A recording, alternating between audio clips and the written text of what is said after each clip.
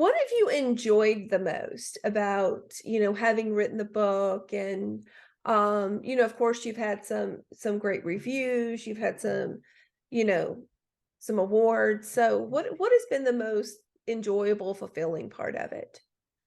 Uh, okay, that's a great and a very timely question. I was sharing this with my wife and then another guy here this week.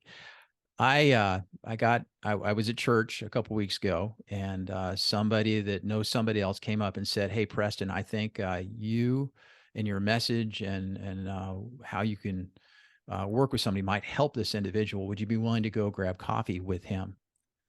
And I said, "Sure." Didn't know much about it. He just said he's a successful business leader, and he's kind of struggling through some stuff right now. And Jennifer, we went for coffee, and he shared his life story with me.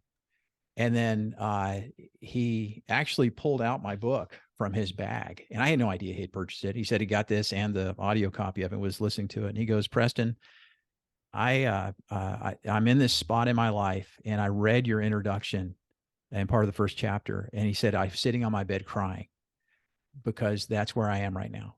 Mm. And so, and there I go again. I'm making people cry, right? I can't make them laugh. I make them cry. But when he told me that, that was just kind of a great moment to be thankful, because I realized, you know what? It wasn't about how many books I've sold. It wasn't about a platform. It wasn't about an award.